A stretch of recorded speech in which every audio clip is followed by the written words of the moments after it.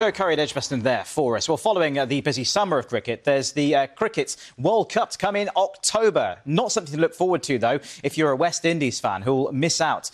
They'll miss out, I should say, for the first time after today. They were playing Scotland in the Super 6 qualifying match in Harare and needed to win to stay in the running, but were 181 all out from just under 44 overs. The Scots reached that total with 6 overs to spare. Matthew Cross hit the winning runs as his side completed a 7-wicket victory. Scotland need to beat Zimbabwe on Tuesday and the Netherlands on Thursday if they're to reach the World Cup. So let's get some more on that significant loss then for West Indian cricket and speak to Machel Hewitt, who is from the Caribbean Cricket podcast. Machel, great to see you. So as a West Indies cricket commentator then, with the inevitability of this, perhaps, with the headlines around the demise of the sport in the country, is this something that's been coming?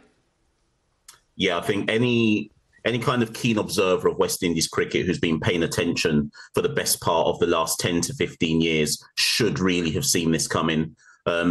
And if we focus particularly on white ball cricket, this has been a long-standing decline in white ball cricket. You can go as far back as the World Cup in 2015 when we crashed out in the quarterfinals in a kind of humiliating way, to barely making it to the 2019 World Cup, not making it to any of the recent Champions trophies, to now not making it to the 2023 ODI World Cup. So the only surprise about the West Indies not making it to this World Cup is the fact that we're called the West Indies. But if this is looked at rationally in the cold light of day, this can't be seen as any big surprise.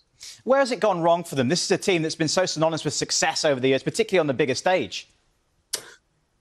I mean, if I had the genuine answer to that question, I'd probably be president of Cricket West Indies right now.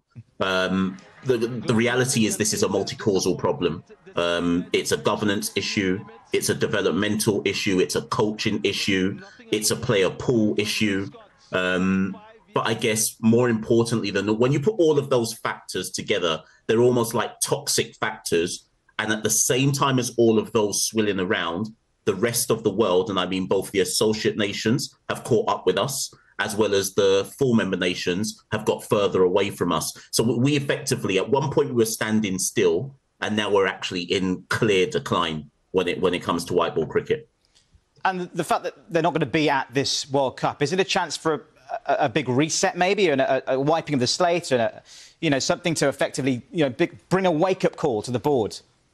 Yeah, I think when we lost to Zimbabwe last week, there was kind of this, well, if we win our last 4 games, we'll probably still make it to the World Cup qualifiers.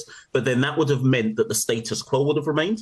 And the status quo might still remain even after this humiliating exit in the World Cup qualifiers. But the hope now has to be that this will finally be the kind of klaxon call that kind of reverberates around the Caribbean, that makes every single territory from Guyana to Trinidad to Jamaica to Barbados to the Windward Islands to the Leeward Islands. It finally makes all of those territorial boards and their respective presidents stand up and say enough is enough.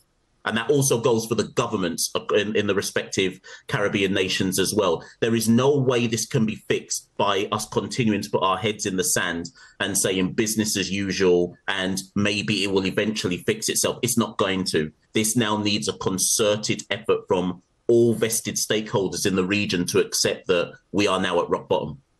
Machel Hewitt, great to speak to you. Thank you very much indeed for your thoughts. No problem.